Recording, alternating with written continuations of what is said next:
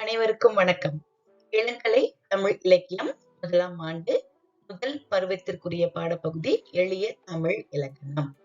இந்த காணொளி காட்சியின் வாயிலாக அலகு 1 எழுத்தியலில் இருந்து மொழிக்கு முதலில், இடையில், கடைசியில் வரும் எழுத்துக்கள் குறித்தும் மற்றும் போலி இலக்கணம் குறித்தும் காண இருக்கிறோம். மாணவர்களே, உங்கள் முன் முனைவர் ச. ஆனந்தி, உதவி பேராசிரியர் தமிழ் துறை, நிர்மலா மகளிர் கல்லூரி, கோயம்புத்தூர்.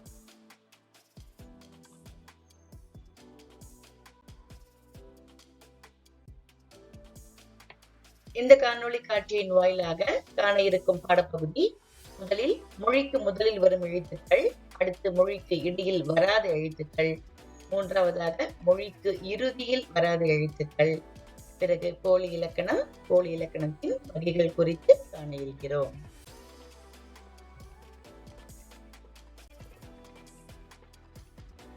மொழிக்கு முதலில், இடையில், இறுதியில் எழுத்துக்கள் என்னென்ன வரும், என்னென்ன வராது, ஏன் நம்ம தெரிஞ்சுக்கணும் அப்படின்னு பார்ப்போம். முதல்ல இலக்கணம் அப்படின்னு சொன்னாலே நமக்கு மொழியை பிழையின்றி பேசவும் எழுதவும் பயன்படுவது இல்லையா?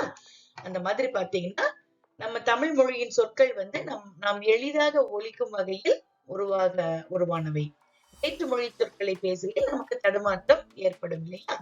நம் மொழியின் சொற்களை, இயல்பையும் மரபையும் அறிந்து கொள்வது மிகவும் இன்றியமையாதது. ஒரு சொல்லுக்கு முதல்லையும் இடையிலையும் கடைசிலையும் எந்தெந்த எழுத்துக்கள் வரும் அப்படிங்கறத நம்ம தெரிஞ்சு கொள்வதனால நம்ம மொழியை நன்கு பேசவும் எழுதவும் முடியும். இங்க சொற்களை பாருங்க. நன்றி, நன்றி எல்லாமே நான் தான். தமிழ்ல மொத்தம் 3 நகரங்கள் இருக்குது இல்லையா? நன்றி, நன்றி, நன்றி. சாதாரணமா தெரியும் இதுல எது சரி அப்படின்னு. இந்த மாதிரியான பொதுவான சொற்களை நம்ம எளித கண்டுபிடிச்சிருவோம். பிழையின்றி எழுத எந்தெந்த எழுத்துக்களை எங்கெங்க பயன்படுத்த வேண்டும் என்பது ரொம்ப நமக்கு முக்கியமானது. பாத்தீங்கன்னா எல்லா எழுத்துக்களும் எல்லா இடத்துலயும் வர்றதில்ல. இந்த காணொளி காட்சியில மொழிக்கு முதலில், இறுதியில், இடையில் வரும் எழுத்துக்களை பற்றி தெரிந்து கொள்வோம்.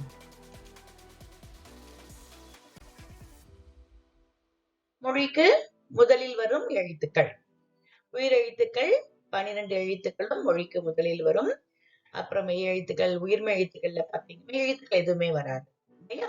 அப்புறம் உயிர்மெய் எழுத்துக்கள்ல க, ச, ஞ, ட, த, ந, ப, ம, ய, ர, ல, வ என்னும் எழுத்துக்கள் சொல்லுக்கு முதல்ல வரும். அப்புறம் அதே மாதிரி பாத்தீங்கன்னா ங, ண, ழ, ள, ர, ந ஆகிய எழுத்துக்கள் சொல்லுக்கு முதலில் வராது.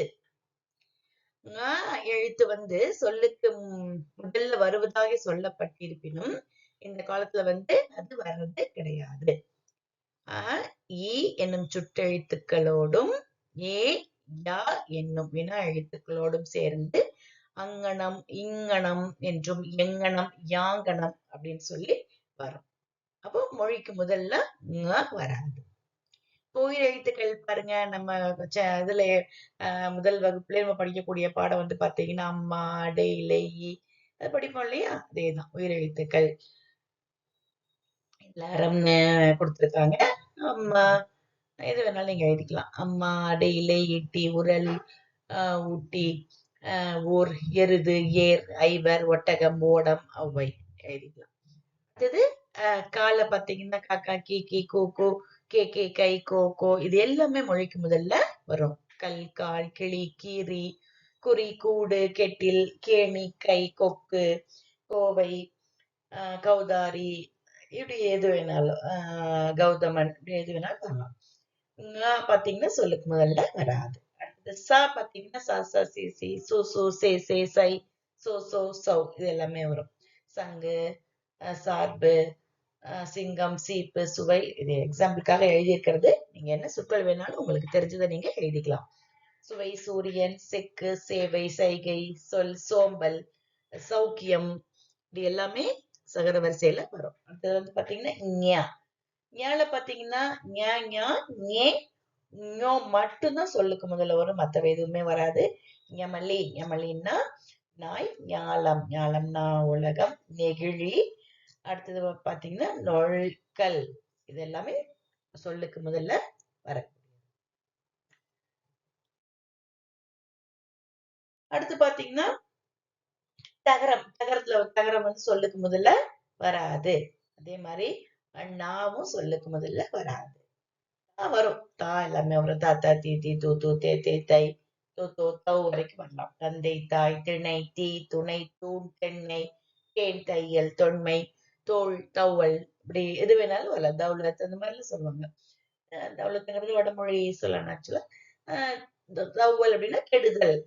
அப்புறம் நகர வரிசையில நானா, நீ, நோ, நோ, நே, நை, நோ, நோ எல்லாமே வரும். நன்றி, நாடு, நிலம், நீர், நூல், நெல், நேர்மை, நைந்து, நொச்சி, நோக்கம் எல்லாமே வரலாம். அதே மாதிரி பகர வரிசையிலுமே எல்லாமே வரும். பாப்பா, பீ, பூ, பே, பை, போ, பவ்.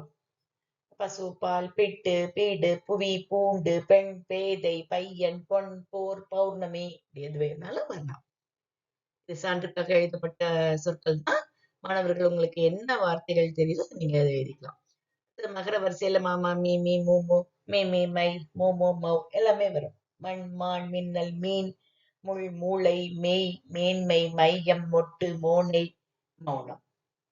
அதே மாதிரி அகர வரிசையில பாத்தீங்கன்னா யா, யூ, யோ, யவ் மட்டும்தான் வரும். மற்ற எழுத்துக்கள் வராது.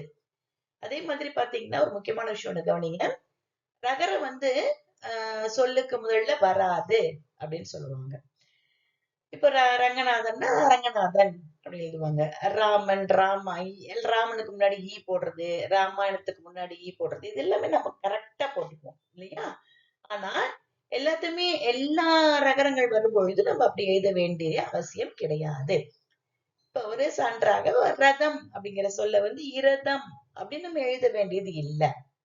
இப்ப ரப்பர் அப்படிங்கிறது வந்து நம்ம தமிழ்ல எழுதுறோம். ரப்பருங்கிறது வந்து ஆங்கில வார்த்தையா இருந்தாலும் நம்ம தமிழ்ல ரப்பர் எழுதும்போது இறப்பர் அப்படி எழுத முடியாது. இறப்பர் அப்படின்னு சொன்னா அது பொருள் வேறுபாடு. இறப்பர்னா பிறவங்க கிட்ட கேட்கக்கூடியது. இறத்தல் அப்படிங்கிற பொருள்ல வந்துடும்.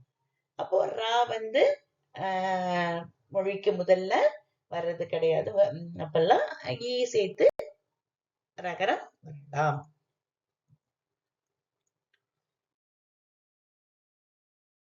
அப்புறம் லா அதே மாதிரி பாத்தீங்கன்னா இதுவும் பிற மொழி சொற்கள்ல வரும். லட்டு அப்படிங்கிறது லட்டு அப்படின்னு சொல்லி எழுத முடியாது. நல்லாவும் இருக்காது. அப்புறம் வா சொல் வா வி ஊ வராது. வே வை ஓ இது எல்லாமே வரும் வகர வரிசையில. அதுக்கப்புறம் பாத்தீங்கன்னா அழ ல ர ந இந்த 4 சொற்களும் மொழிக்கு முதலில் வராது. இந்த படத்தை பாத்தீங்கன்னா தெரியும். எப்படி ஒரு அழகா ஒரு கிளிப் ஆச்சு கொடுத்துருக்காங்க பாருங்க. மொழிக்கு முதல்லன்னா எனக்கு முன்னாடி இஞ்சி, பின்னாடி மொழிக்கு இறுதி எழுத்துக்கள் பெரிய இன்ட்டா போட்டு வச்சிருக்காங்க. அடுத்தது பாத்தீங்கன்னா மொழிக்கு இடையில் வராத எழுத்துக்கள். இட்டு, இரு என்னும் எழுத்துக்களுக்கு பக்கத்தில் எந்த மெய்யெழுத்துக்களும் வராது. நமக்கு தெரியும். இந்த வல்லின இருக்கு பக்கத்துல எந்த ஒரு மெய் எழுத்து வராது. அதே மாதிரி இட்டுக்கு பக்கத்துலயும் எந்த ஒரு மெய் எழுத்துக்களும் வராது. அதற்கு முயற்சி, நட்பு, தட்பவெட்பம் அப்படி கிடையாது. இட்டுக்கு பக்கத்துல இது வரக்கூடாது. பார்ப்பதற்கு அப்படிங்கிற அந்த ஒரு சொல்ல வந்து நினைவுல வச்சுக்கோங்க. இந்த இருக்கு பக்கத்துல, அதாவது இடையின இருக்கு பக்கத்துல மெய் எழுத்து வருது. அந்த வல்லின இருக்கு பக்கத்துல மெய் எழுத்து வரவில்லை. இதை நினைவில் வைத்துக் கொள்ளுங்கள் மாணவர்களே. அடுத்து மொழிக்கு இறுதியில் வராத எழுத்துக்கள். அப்படிங்கிற எழுத்து வந்து பாத்தீங்கன்னா மொழிக்கு இறுதியில வராது. கதிர் அப்படிங்கிறது எழுதக்கூடாது. கதிர்னு சொல்லி இடையினராதான் போடணும். இப்ப பாத்தீங்கன்னா நெல் கூட்டல் பயிர் நெற்பயிர்னு நம்ம சேர்த்து எழுதுவோம். அதே மாதிரி நெற்பயிரை வந்து பிரிச்சு எழுதும் பொழுது நெல் கூட்டல் பயிர்னு எழுதுவோம். இப்படி வந்து சந்தில வந்து எள்ளு இறாகுமே தவிர அப்படி சொல்ல வந்து கடைசியில நிற்காது. இது நம்ம எதனால படிக்கும்? இந்த மாதிரி மொழிக்கு முதலில் இடையில் கடையில் வரக்கூடிய எழுத்துக்களை எதுக்காக படிக்கிறோம் அப்படின்னா எழுத்து பிழை ஏற்படாமல் இருப்பதற்காக தான் நாம். இப்ப அடுத்தது போலி இலக்கணத்தை பத்தி பார்க்க போறோம். போலி அப்படின்னு சொன்னா ஒரு எழுத்து நிற்க வேண்டிய இடத்தில் வேறொரு எழுத்து வந்து பொருள் மாறாமல் சொல்வதாகும். ஒரு எழுத்து இருக்கிற இடத்துல அதுக்கு போல இன்னொரு எழுத்து வந்துச்சுனாலும் அதனுடைய பொருள் மாறுபடாம இருக்கணும். அதுதான் போலி. போலின்னா நம்ம டூப்ளிகேட்னு சொல்லுவோம் இல்லையா? அது வந்தாலும் மாறாது. ஒரே மாதிரி இருக்கக்கூடியது. இலக்கண போலி என்பது இலக்கணம் இல்லையாயினும் இலக்கணம் உடையது போல் அப்படிப்பட்ட சான்றோலை தொன்று தொட்டு வழங்கப்படுவது அப்படின்னு சொல்லி சொல்றாங்க. பார்க்கலாம் இந்த போலி இலக்கணத்தை பற்றி இலக்கண நூலர்கள் என்ன சொல்லி வச்சிருக்காங்கன்னு. இதனுடைய வகைகள் பாத்தீங்கன்னா 3 வகைப்படும். முதல் போலி, இடைப்போலி, இறுதி போலின்னு சொல்லுவாங்க, இல்லாட்டி கடைப்போலின்னு சொல்லுவாங்க. அதாவது ஒரு சொல்லின் முதல் எழுத்தில் ஒரு எழுத்து வேறு எழுத்துக்கு பதிலாக முதல்ல வரக்கூடிய எழுத்து வந்து மாறி வரக்கூடியது. அதே மாதிரி இடைப்போலி அப்படின்னா ஒரு சொல்லுக்கு நடுவுல ஒரு எழுத்து வேற எழுத்துக்கு பதிலாக வரக்கூடியது. இறுதி அது உங்களுக்கு பேருக்கு அப்ப முதலேயே வருது. முதல் போலினா முதல்ல இருக்க சொல், இடைப்போலினா இடையில இருக்கக்கூடிய சொல், இறுதி போலினா இறுதியில் இருக்கக்கூடிய சொல். அதற்கு பதில் வேறு சொல் வரக்கூடியது. சான்று பார்த்தா உங்களுக்கு புரியும். முதல் போலி சொல்லுக்கு முதலிலும் நடுவிலும் ச, ஞ, ய என்னும் எழுத்துக்களுக்கு முன் வரும். அகரத்துக்கு பதிலாக ஐகாரம் போலியாக வந்து பொருள் தரும். சான்று பாருங்க. பசல் அப்படிங்கும்பொழுது பைசல் அப்படி வரும். வைரம் அப்படின்னு சொல்லும் பொழுது வை போடுறதுக்குள்ள நம்ம வை போடணும். சரியா? வைரம் அப்படி போடக்கூடாது. மஞ்சு அப்படின்னு மைஞ்சு, மயல் அப்படின்னா மையல். இது பைசல்னாலும் அதே பொருள் தான், பசல்னாலும் அதே பொருள் தான். மஞ்சு, மைஞ்சு, மையல், மயல் எல்லாமே அதே பொருள் தான். அடுத்தது வந்து பாத்தீங்கன்னா இதுதான் வந்தது இல்லையா? அடுத்தது வந்து நகரத்துக்கு பதில் ஞா வரணும். நியம்னாலும் ஒண்ணுதான், நியம்னாலும் அதேதான். நான் நாளும் ஒண்ணுதான், ஞான்னாலும் ஒண்ணுதான். ஞான் அப்படின்னு சொல்லும் பொழுது செய்யுள் வடிவில வரக்கூடியது, நான் அப்படிங்கிறது ஒரு நடை வடிவில வரக்கூடியது. இப்ப மகரத்திற்கு பதில் நகரம் வரக்கூடியது. 30 அப்படிங்கிறது சொல்லணும், 30ன்னு சொல்லுவோம். ஆக்சுவலா வந்து பாத்தீங்கன்னா இந்த 30ங்கிறது வந்து பிழைதான், சொல்லக்கூடாது அப்படின்னு நம்ம பேச்சு வழக்குல இப்படி சொல்லுவோம். அடுத்தது முனை, அந்த குமரி முனை அப்படி சொல்லுவாங்கல்ல, கார்னர் ஷார்ப் அப்படிங்கிறது அது வந்து நுனைன்னு சொல்லுவாங்க. முனி அது வந்து அப்புறம் பாத்தீங்கன்னா நுனின்னு சொல்லுவாங்க. அப்படி இதெல்லாம் வந்து மாறி வரக்கூடியது, பட் பொருள் மாறாது. அடுத்தது இடைப்போலி. மொழிக்கு இடையில் பாத்தீங்கன்னா சில இடங்கள் ஐகாரத்தை அடுத்தும் யகரமெய்யை அடுத்தும் இருக்கும் நகரமெய்க்கு பதிலாக நகரமெய் எழுத்து போலியாக நின்று பொருள் தரும்.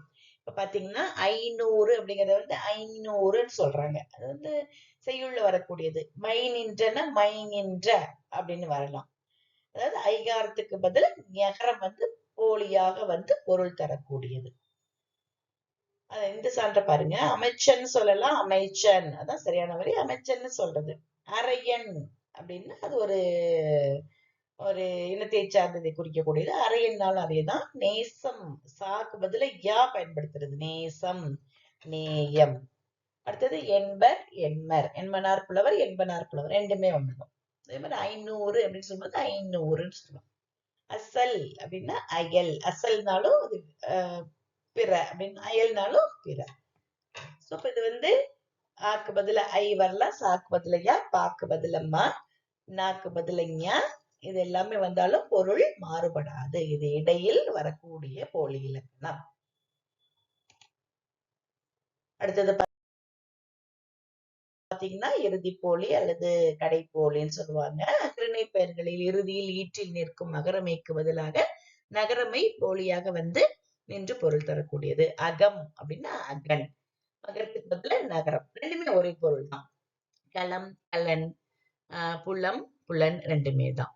அப்புறம் வந்து பாத்தீங்கன்னா லகரத்துக்கு பதில நகரம் வரக்கூடியது. திமில், திமின், மதில், மதின். அப்புறம் லகரத்துக்கு பதில ரகரம் வரக்கூடியது. குடல், குடர், கூதல், கூதர் அந்த மாதிரி. அடுத்தது தூக்கு பதில சு வரலாம். மனது, மனசு, வயது, வயசு. நம்ம பேச்சு வழக்குல இதெல்லாமே பொருள் மாறுபடாது.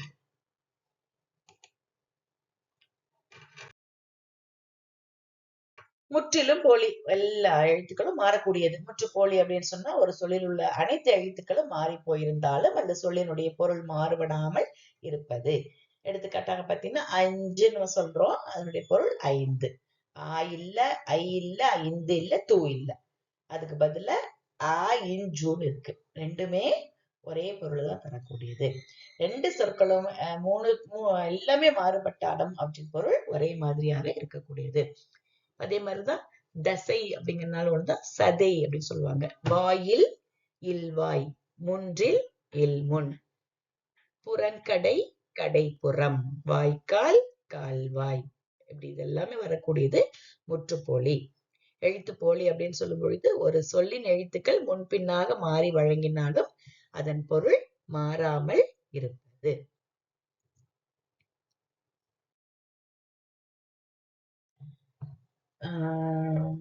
மாணவர்கள் அனைவருக்கும் நன்றி. இந்த காணொளி காட்சியின் வாயிலாக மொழிக்கு முதலில், இடையில், கடையில் வரும் எழுத்துக்கள் குறித்தும், போலி இலக்கணம் என்றால் என்ன, போலி இலக்கணத்தின் வகைகள் குறித்தும், சான்றுகள் குறித்தும் பார்த்தோம் மாணவர்களே. மற்றொரு காணொளி காட்சியின் வாயிலாக வேறொரு இலக்கணத்தை பற்றி காணலாம். அன்புடன் ஆனந்தி.